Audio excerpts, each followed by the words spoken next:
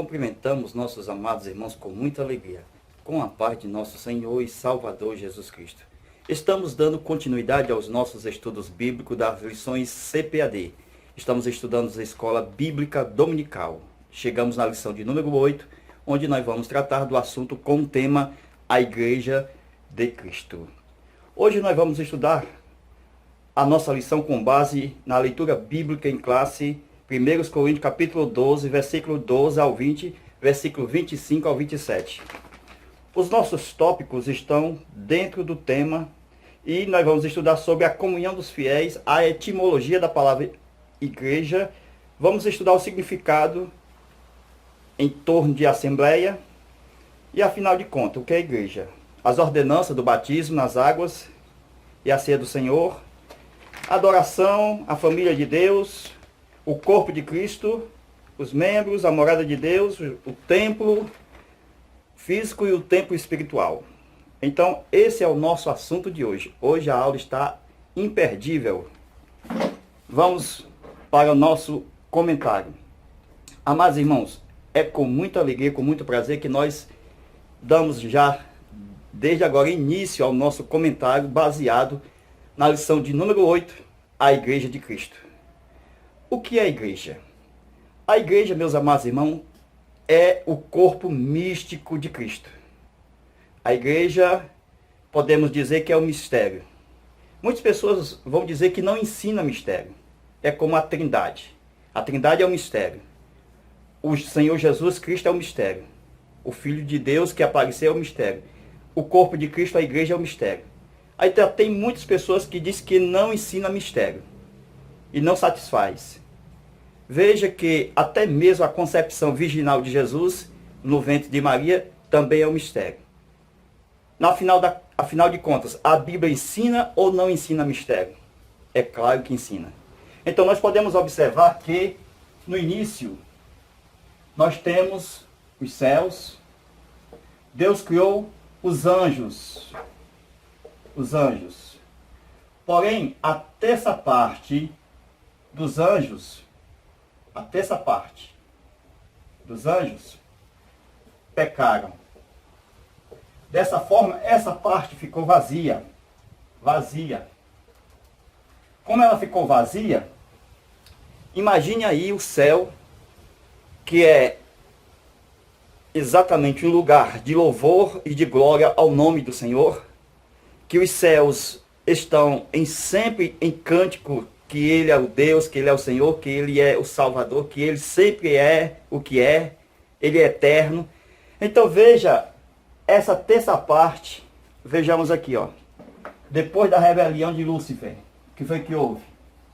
Ó, essa parte ficou vazia no céu. Essa parte aqui, ó, era o culto.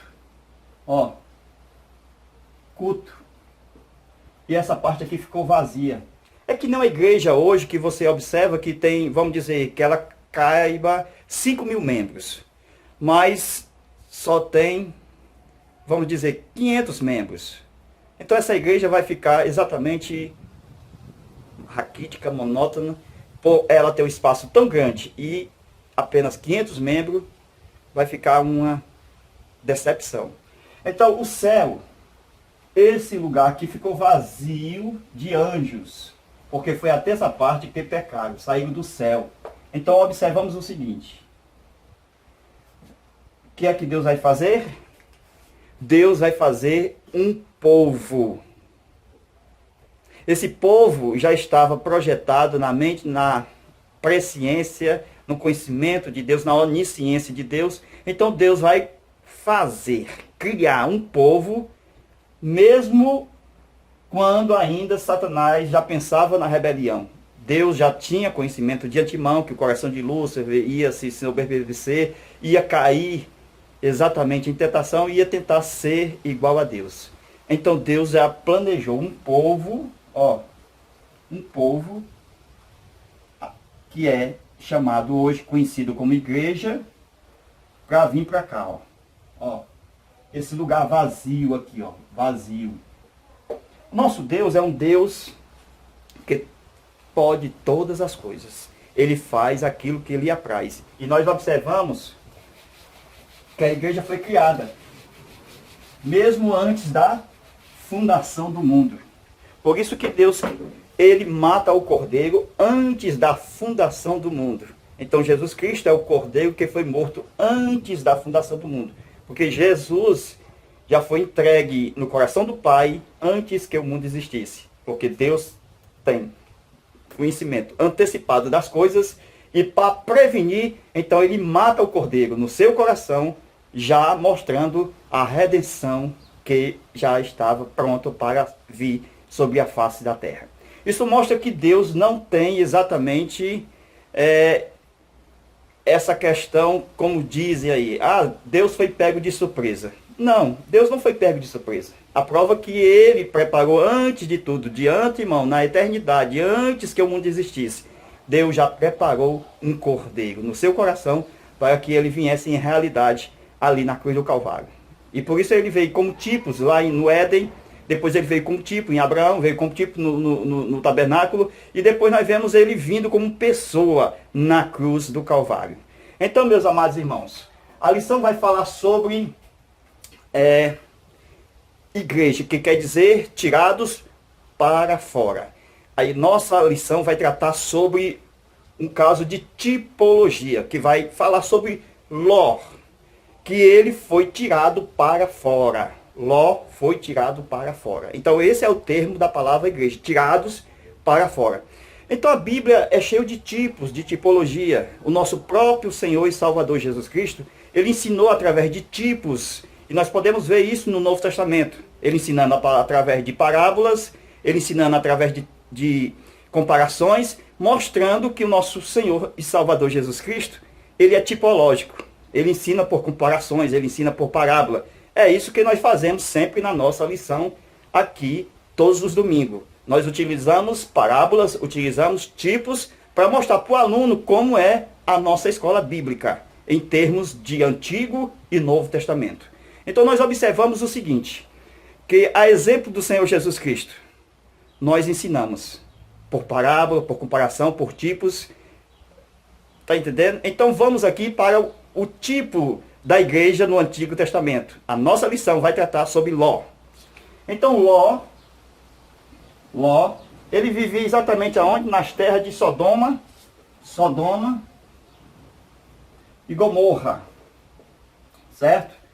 Aí nós temos Abraão, né, aquela questão toda. Então vamos tratar só aqui, ó, que Deus manda um anjo para tirar Ló, porque vai vir fogo do céu.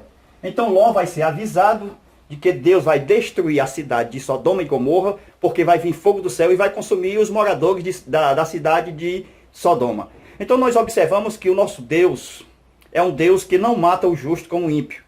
Ele previne exatamente os justos diante de uma catástrofe. É isso que vai acontecer com a igreja. A igreja vai tirar antes que venha a destruição total do ser humano na terra. Por isso que nós temos na Bíblia o rapto, a retirada da igreja no final dos tempos. E aqui nós observamos que Ló, ele vai evangelizar. Ele vai dizer para a sua família, para o seu genro, para os seus filhos, para as suas filhas, para a sua nora. Então vai dizer para toda a sua casa, até mesmo a sua esposa vai ter a notícia de que Deus vai destruir a cidade de Sodoma e Gomorra. Até mesmo a mulher de Ló foi alvo da graça e da misericórdia de Deus.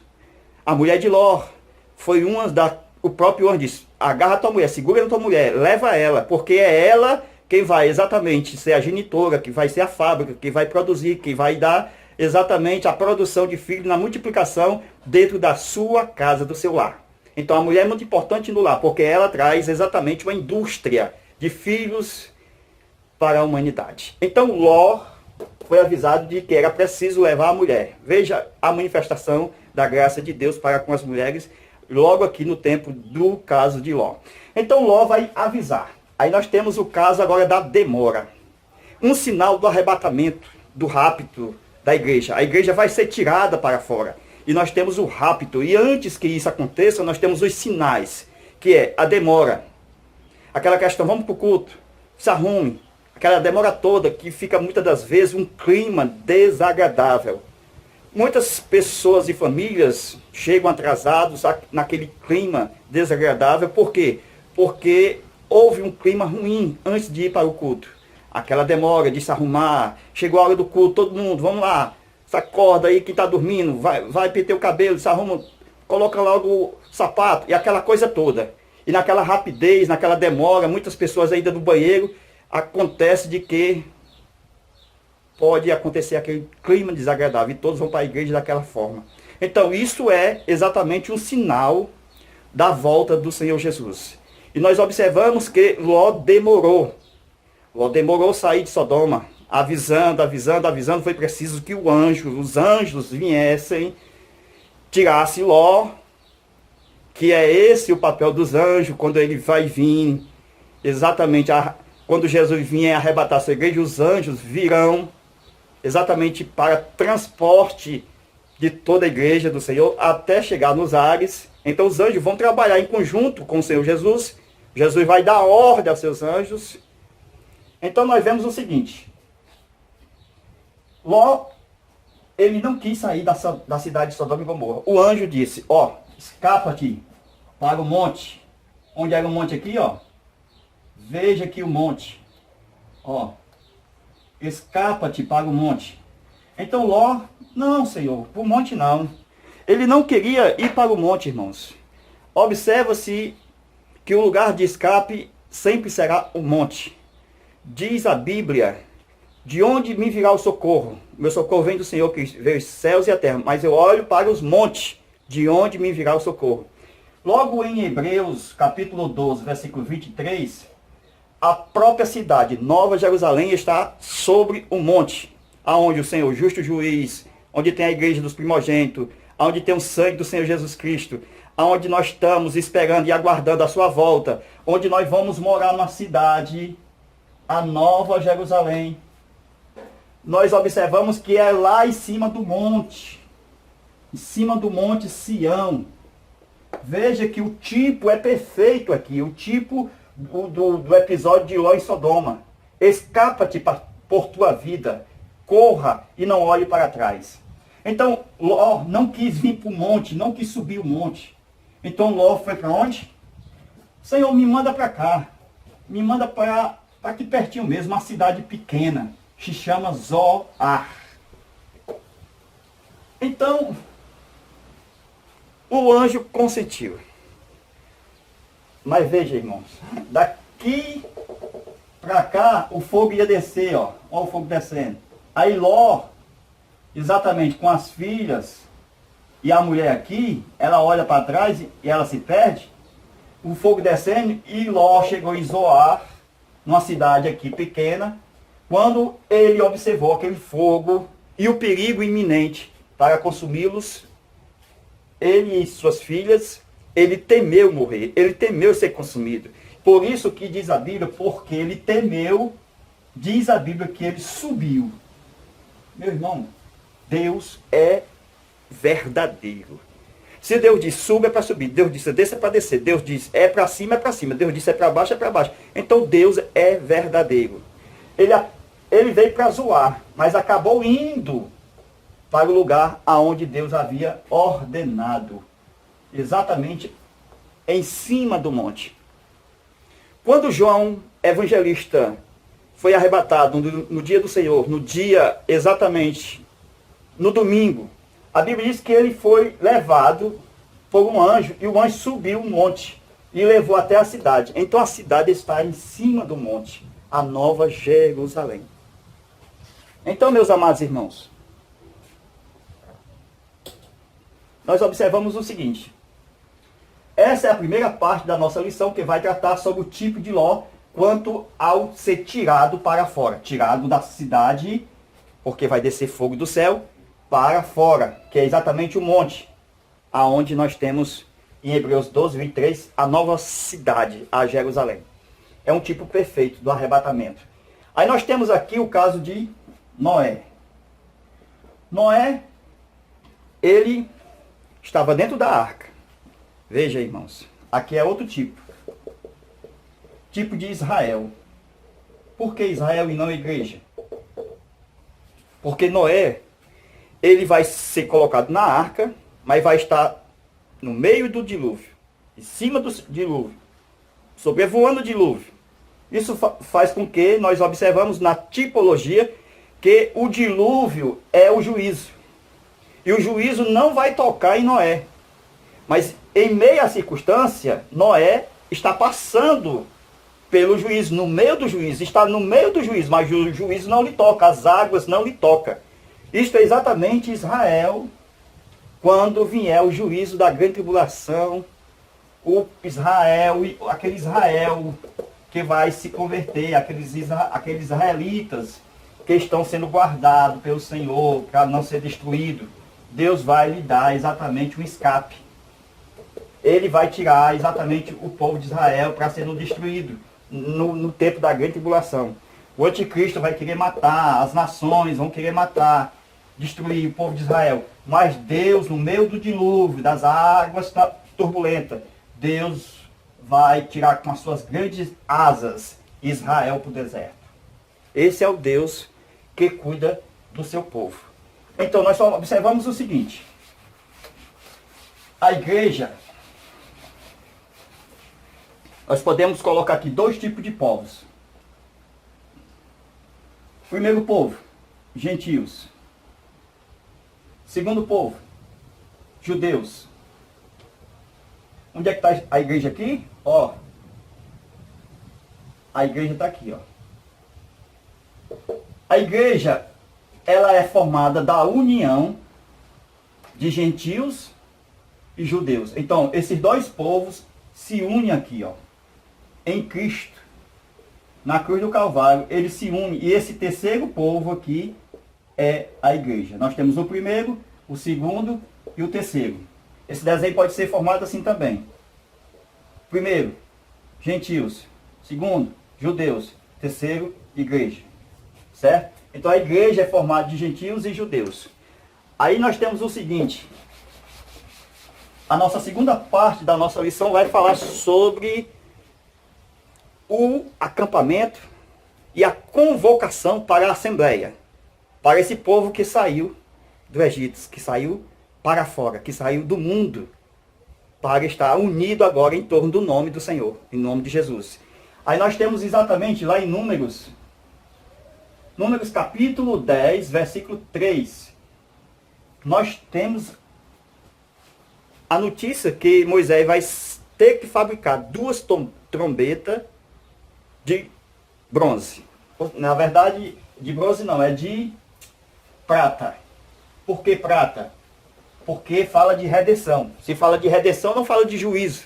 Então são duas trombetas de prata, lavrada a martelo. Então vamos fazer aqui, ó. Certo?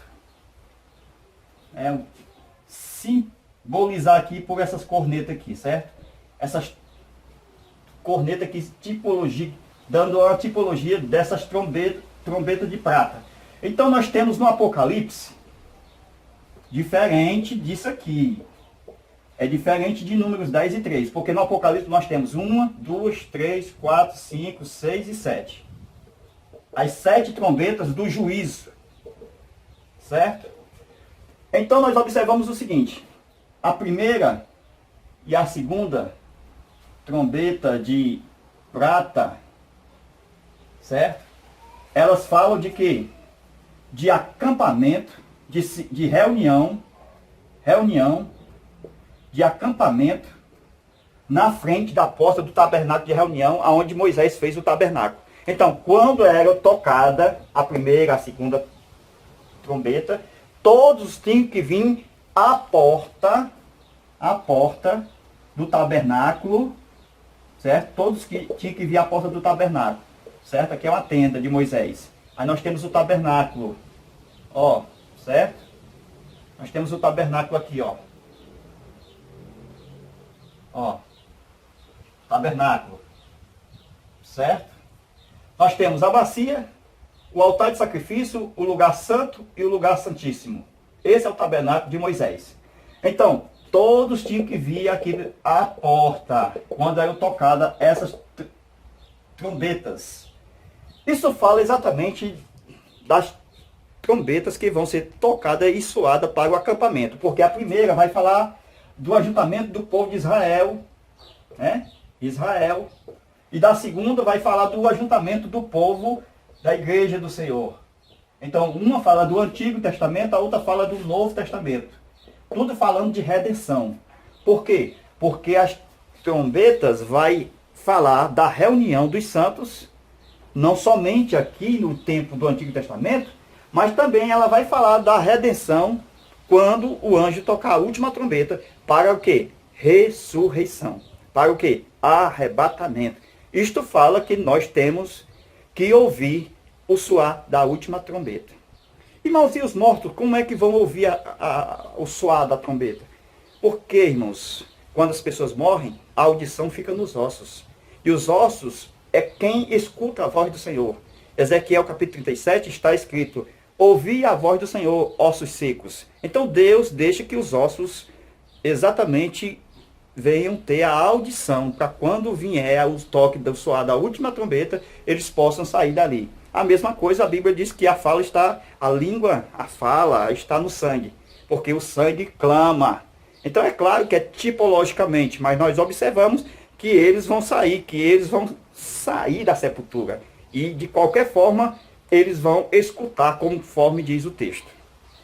Então nós observamos o seguinte: tem pessoas que confundem essas 7 trombetas aqui, certo? A última diz que o arrebatamento vai ser aqui, ó. O arrebatamento da igreja vai ser aqui. Porque eles confundem a última trombeta com a 7ª do Apocalipse. Aí colocam o arrebatamento lá para o final, lá para o fim. Então, aqueles que creem que a 7ª trombeta é a última, eles dizem que o arrebatamento vai ser depois da grande tribulação. Logo no fim, quando Jesus virar em glória. Tá certo? Jesus virá e todo olho verá. Infelizmente, muitas pessoas pensam assim, porque eles não entendem, conforme o texto fala, que essas trombetas são para ressurreição, são para acampamentos, são para redenção, é de prata. E aqui esse juízo fala de 7 trombetas, de juízos. O primeiro juízo, segundo juízo, terceiro juízo, quarto juízo, quinto juízo, 7º juízo. Então são juízos. E não trata de redenção. Por isso que nós não podemos confundir as trombetas que estão em Números 10 e 3 com as que estão em Apocalipse. Essas aqui estão no meio dessas duas. Essas aqui. Porque elas estão aqui em juízo, para juízo. Glória a Deus. Então, meus irmãos, depois do acampamento, depois que todos estão reunidos, aí nós temos as ordenanças, que está exatamente escrito aí na nossa lição. Depois que a igreja tem exatamente a reunião, a assembleia, é junto o povo, aí diz a Bíblia, na nossa lição, nós estamos estudando, sobre as ordenanças, que são 2. Vejamos. A primeira ordenança é a ordenança do batismo nas águas. Certo? Nas águas. E a segunda ordenança, nós podemos ver, a primeira é do batismo nas águas, e a segunda é da ceia do Senhor. Então vamos lá, primeira ordenança do batismo. Olha, irmãos, não se pode cear sem se batizar. Tem muitos pastores, líderes, mestres, doutores, etc., estão ceando, ensinando a cear as pessoas que não são batizadas nas águas. Isto é uma afronta à ordenança que nós temos na Bíblia. Quem crê e for batizado. Então nós temos o crer primeiro. Quem crê. Depois o batizado. Vem segundo. Então aqui no tabernáculo de Moisés, nós temos o seguinte, ó. Nós estamos falando de tipologia. E nós vamos aplicar dentro do nosso conhecimento da Bíblia a respeito do batismo nas águas. Então nós vemos o seguinte, ó. A parte do átrio, o lugar santo e o lugar santíssimo. Aqui nós temos o altar de sacrifício. Não esqueça que depois é a bacia. Ó, bacia de bronze, aonde os sacerdotes se lavavam aqui com água, certo? Depois aqui nós temos uma mesa. onde tinha os pães da preposição. Aqui nós tínhamos o candeeiro, o candelabro, certo? E aqui o altar de incenso. E aqui a arca, com a tampa, que é chamada de propiciatório. Veja, meus irmãos, o primeiro passo. Ao tipo. Aceita Jesus aqui, ó. No altar do sacrifício. Sacrifício. O sacrifício dos animais, tipo da morte de Jesus. Que quando Jesus morre aqui, ó, isso aqui elimina-se, isso aqui, ele já fez isso aqui por nós. Então aceite Jesus aqui, ó, no primeiro, no sacrifício. Aqui, ó. Segundo, a bacia representa as águas. O batismo. Batismo nas águas. Olha aqui, é o segundo passo.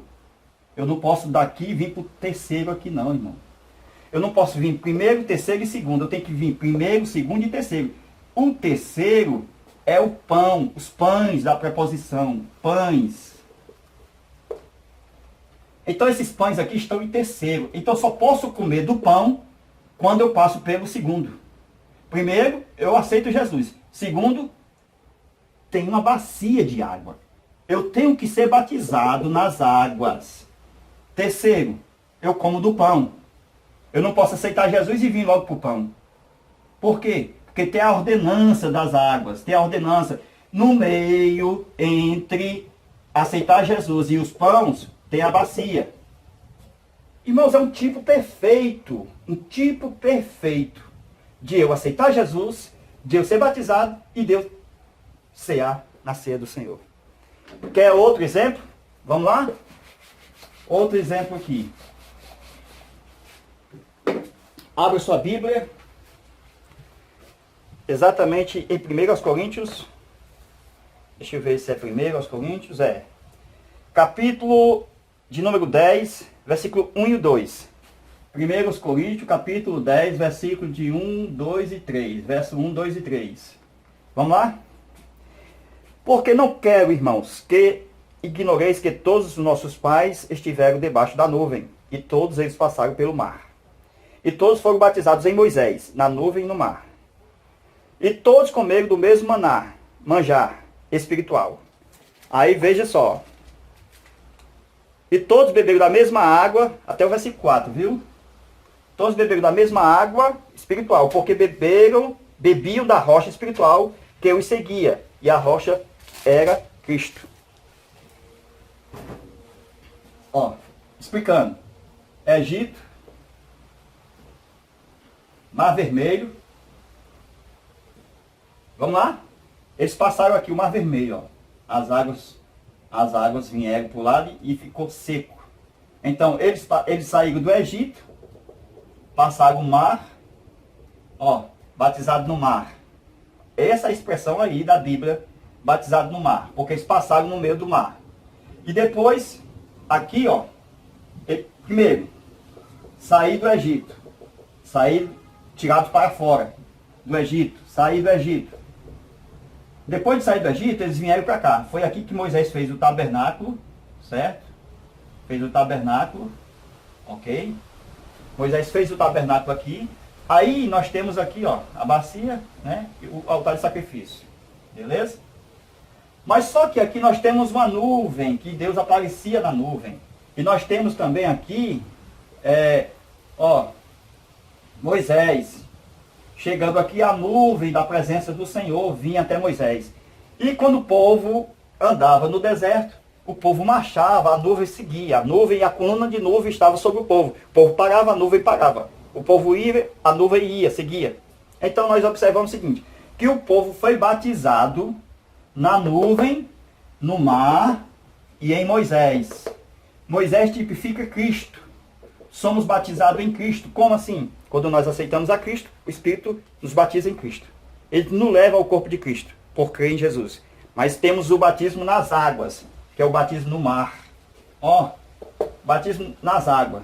E o batismo nas nuvens, que é o tipo do batismo com o Espírito Santo. Porque as nuvens aqui é o tipo do Espírito Santo. Tá certo? O batismo com o Espírito Santo. Então nós vemos o seguinte aqui, ó. Depois de todos eles saíram do Egito, depois passaram pelo mar, batizado na nuvem, batizado em Moisés, diz o texto, somente agora eles comeram do manjar, do maná. Eles comeram e beberam da água espiritual, da rocha, que eu seguia, que era Cristo. Eles só comeram. Vou deixar bem grande aqui. Veja aí na Bíblia aí, ó. Eles só comeram depois que foram batizados. Depois que foram batizados na nuvem, no mar, em Moisés, eles comeram. Veja a palavra, comeram de quê? Do maná e da água. Que água é essa? A água que saía da rocha, que é um tipo do sangue de Jesus. Comeram o quê? O maná. O maná que veio sobre eles no deserto. Só depois que eles foram batizados, saíram do Egito, aí Deus mandou o maná, que é o pão. Todo dia de manhã eles tinham que tirar e comer de manhãzinha cedo. O maná representa o pão da ceia do Senhor. A água tirada da rocha representa o sangue da ceia do Senhor. E eles só comeram, só cearam, comendo pão, bebendo vinho, depois que eles foram batizados. Depois que eles foram batizados.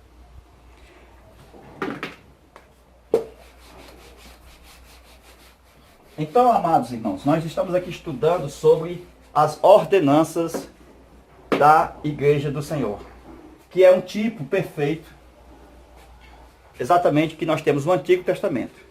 Então, nós vamos estudar agora sobre... Mais à frente, a nossa lição vai tratar sobre a morada de Deus. Né? Nós temos a morada de Deus. Né? Será que a morada de Deus é o templo? Né? O que é a morada de Deus? Vamos lá. Morada de Deus.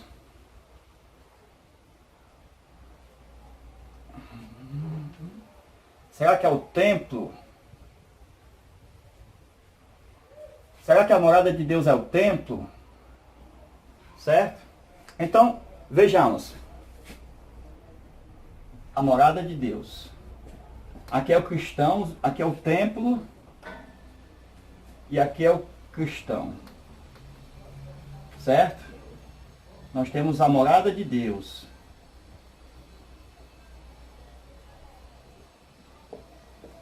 Então vejamos, irmãos. Deus não habita em templos feitos por mãos humanas. Quando Davi pensou em fazer e construir o templo, Davi era um homem sanguinário. Davi, ele não podia construir o templo, porque o templo ia ser sacrificado animais limpos, santos, e Davi era um homem sanguinário e ele não poderia construir o templo porque ele derramava sangue inocente. Dessa forma, era uma contradição daquilo que ele ia fazer, um templo para a habitação do nome do Senhor. Deus não pode habitar no templo, porque o Deus que nós servimos é muito grande. Se os céus dos céus não pode conter, imagine a terra e agora um templo feito por mãos humanas. Isto nós observamos que Deus não habita no templo feito por mãos humanas. Então Deus disse o seguinte: eu dou o meu nome. Então o nome de Deus, o nome do Senhor vai estar no templo. Foi isso que ele disse para os filhos de Israel. O meu nome vai estar no templo. Aí nós temos exatamente aqui, ó. Ó.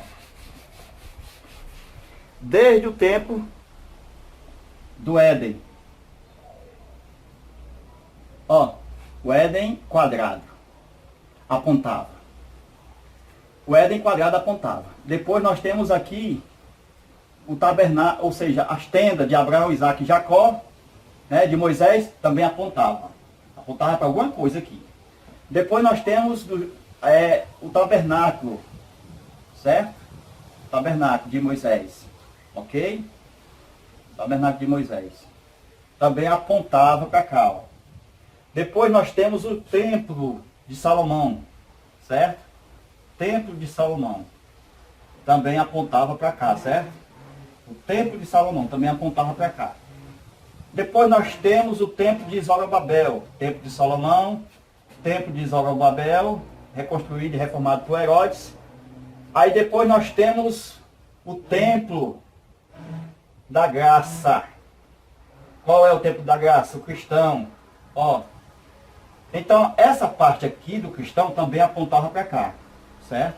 Então, o que é de tão importante aqui, que esses apontavam para cá? Olha, Hebreus 12, 23. Nós temos uma cidade chamada Nova Jerusalém. Então, todos os lugares considerados por Deus santíssimo apontavam para o único e verdadeiro, que é exatamente o original. Todos esses eram cópias daquele que é o verdadeiro. Então, essas eram as cópias que eram feitas na terra. Por isso que quando Deus disse para Moisés, faz conforme o que tem visto, conforme o modelo. Hebreus, está escrito assim, Hebreus, faz conforme o modelo.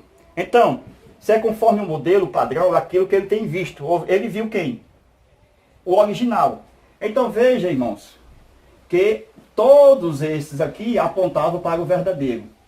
Veja que era o lugar considerado como lugar santíssimo. O lugar santíssimo aqui, ó, não era o tabernáculo geral, era o lugar santíssimo. Era apontado para cá. Então esse lugar aqui, chamado de oráculo, era apontado para cá. O espírito humano do crente também aponta para cá. Então é por isso que nós somos chamados de quadrado, porque aponta para cá. Então veja, meus irmãos, a maneira de como nós temos os templos do Antigo e do Novo Testamento, aqui ó, Templo da Graça. Mas irmãos, nós temos um templo físico. Não temos um templo físico? Vejamos aqui ó, o templo físico, a Assembleia de Deus, né? Templo físico, Assembleia de Deus. Não tem um templo físico? Só que em Lucas, nós temos aqui em Lucas, o quê? Lucas vai falar, capítulo 1, versículo 5. O que é que vai falar? Vai falar que o povo estava fora do templo, fora. Então o povo estava fora do templo. Somente o sumo sacerdote entrava no templo e vinha até o lugar santo, santíssimo. Sumo sacerdote. Certo? Mas só que aqui no templo de Zacarias, ele vinha até o lugar de incenso. Porque aqui não tinha mais a arca sumiu no templo de Zacarias. Então ele vinha até o altar de incenso. Está aqui nesse lugar santo. Então veja, meus irmãos, aqui, que só os sacerdotes poderiam entrar e o povo ficava de fora. Então Deus, esse negócio está errado. Vou mudar isso aqui. Deus mudou isso aqui, irmãos. Então, conforme a mudança que Deus fez o seguinte. Ele tinha duas formas de mudar isso aqui. As formas de Deus mudar. Nós tínhamos aqui, ó. Esse altar de sacrifício, ele tinha que vir para fora, ou então levar o povo para dentro. O povo ficava fora. Então, ou ele tirava esse sacrifício para fora, porque Jesus morreu fora da porta do templo, né? Então, da porta de Jerusalém, fora de Jerusalém, ou ele pegava o povo que estava fora e levava para dentro. E foi o que ele fez. Jesus pegou o povo e disse o seguinte: vocês são reis e sacerdotes. Agora sim, por vocês serem sacerdotes, vocês são sacerdotes. Agora o sacerdote, nós, na nova aliança, agora nós podemos entrar no templo. Ó, as cadeiras. Nós podemos entrar no templo. O altar, aqui são os ministros, o altar. Aí temos aqui o palestrante, o pastor, o mestre. Então nós estamos aqui. Então ele nos tirou de fora para dentro. Ó, nós estamos dentro do templo. Mostrando que exatamente Deus mudou isso aqui, porque nós somos sacerdotes. Nós não dependemos mais da oração do sacerdote, do pastor, do ministro, do diácono, etc. Nós temos agora livre acesso a Deus. Nós não dependemos para ir encontrar com Deus, falar com Deus, de um líder, de um mestre humano. Nós dependemos exclusivamente de Jesus, do sangue de Cristo, vestido na cruz do Calvário. Então, chegamos a Deus, não mais pelo sacerdote, pelo ministro, pelo pastor. Chegamos a Deus pela palavra de Deus, pelo sangue de Jesus, que nos abriu o caminho, pelo novo e vivo caminho. Então nós temos acesso a Deus. Então nós não podemos ficar de brincadeira. desrespeitar o culto onde nós nos congregamos, desrespeitar exatamente a unidade, a união que há entre os irmãos, através de celulares, redes sociais, prejudicando o culto. Eu não posso fazer isso. Deus me tirou para fora disso. E agora eu tenho que fazer o meu culto agradável ao meu Deus. Então, amados irmãos, nós estamos estudando exatamente a forma de como Deus mudou exatamente o culto no tempo do Antigo Testamento para o Novo Testamento. Aí nós observamos o seguinte: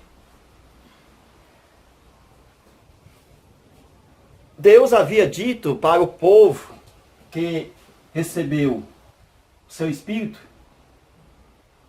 ficai, né, a promessa, em Jerusalém, até que do alto sejais revestido de poder. Esse até é muito tremendo, porque Jesus não queria que o seu povo, ou a igreja, permanecesse em Jerusalém. Essa é a parte mais importante da aula, porque estamos no final da aula e você não pode deixar de nos assistir. Porque Jerusalém, não, na mente de Jesus, na mente da presciência de Deus, não poderia ser a base do ministério de missões. Então não deveria ser Jerusalém, uma vez que a ordenança foi: ficai em Jerusalém até. Então eles não poderiam permanecer em Jerusalém, mas nós observamos que eles permaneceram em Jerusalém. Eles ficaram em Jerusalém, construíram um templo, ou seja, melhor dizendo, eles colocaram o culto para funcionar em Jerusalém. Mas Jesus disse: ficai até, porque o meu negócio é missões. Vocês têm que ir por Samaria, Galileia, até os confins da terra. Então nós observamos o seguinte: eles ficavam ali em Jerusalém exatamente em total de respeito à ordem do mestre. Mas por que, irmão, Jesus não queria que eles ficassem em Jerusalém? Olha o segredo. Venha para cá. Jerusalém, ó, Jerusalém. Jesus tinha quantos anos? Ele morreu com 33 anos. Ok? Só que ele avisou quando ia subir. Ficar em Jerusalém até. Só que por aqui nós temos um erro de cálculo de 5 anos, certo? Do calendário gregoriano. Então nós temos aqui um erro de calendário de 5 anos, somando com 33 anos da vida de Jesus, nós temos quantos anos? 38 anos. Jerusalém, só Deus conhece o futuro. Por isso que a questão de até. Porque Jerusalém vai ser destruída no ano 70 pelo general Tito Romano. Então, pelo imperador, no ano 70. Então, de 38 anos, 33 aqui, ó, da idade de Cristo, que ele morreu, com mais 5 do erro do calendário, dá 38 anos. Para chegar em 70, nós temos 32 anos de vida útil. Então, a igreja, se ela ficasse aqui, ficar até, porque Jesus sabia desse negócio aqui, ó. Jesus não queria que a sua igreja fosse destruída. Por quê? Porque Jerusalém vai ser destruída. Se a igreja ficar, ó, então ficar até, porque eu não quero a minha igreja aqui, ela vai ser destruída. Jesus conhece o futuro, ele tem onisciência pelo Espírito de Deus. Ele disse: ficai até. Então nós observamos o seguinte: tinha um profeta aqui também, chamado Ágabo. Ele profetizou sobre a vida do apóstolo Paulo. Ele profetizou sobre uma grande fome. E a fome só pode vir se tiver destruição da cidade. Então, meus irmãos, estava tudo programado para Jesus salvar os gentios, porque a igreja não poderia ficar exatamente com os judeus, porque os judeus, quando aceitaram Jesus, eram os judeus estavam em maior quantidade. A maioria da igreja do Senhor no início era judeus. E os gentios eram a minoria. E se a igreja ficasse aqui, ia tornar-se uma seita judaica, por causa da maioria dos judeus. Mas Jesus queria que a igreja fosse uma igreja de todos os povos, línguas e nações, e não ficasse no exclusivismo judaico. Jesus queria tirar o povo de Jerusalém. Primeiro, por causa da destruição. Segundo, por causa da obra missionária global, todo mundo, todas as nações, línguas e povos. Aí nós vemos o seguinte. Eles não entenderam exatamente isso aqui, ó. Porque nós vemos logo a igreja em Atos dos Apóstolos, Atos capítulo 2 e Atos capítulo 6, ó. Aqui, ó, os 12, eles serviam a ceia. Aqui em Atos 2, tudo estava em comum. Vendiam as suas propriedades, olha aí, irmãos, vendiam as suas propriedades. Veja, não era o Espírito Santo trabalhando na vida deles. A igreja não pode ficar em Jerusalém. A igreja, Jerusalém vai ser destruída. Então a igreja não pode ser destruída. Jesus disse, as portas do inferno não podem prevalecer contra a minha igreja. Então eu tiro ela de Jerusalém. Então eu levo ela para o mundo, para ser exatamente a nação sacerdotal, o povo adquirido, que Israel rejeitou. Então eu faço isso com a minha igreja. Então aqui nós vemos os 12 servindo na mesa, servindo a multidão. Ela começou a igreja com 120, quase 120. Jesus levantou Pedro, aquele que anteriormente, impossível, aquele que negou. Então Jesus queria Pedro mesmo, não queria o apóstolo do amor. Ele poderia colocar aqui o apóstolo do amor como pastor da igreja, mas ele queria Pedro, porque Pedro era tipo daquele crente doidão por Jesus. Uma vez que ele, por fora, antes de se converter, ele já tinha aquela impulsividade, a hora estava bem, a hora estava mal. Então Jesus trabalhou na vida de Pedro, tu me ama, tu me ama, tu me ama, a fim de que Pedro ficasse convicto de que ele era o verdadeiro Deus e a vida eterna. E Jesus agora, na vida de Pedro, do Pedrão agora, não abria para ninguém. Ele disse, é melhor obedecer a Deus do que aos homens. Então Pedro era tipo exatamente do homem cheio da graça, exatamente aquele homem que Deus precisava na obra.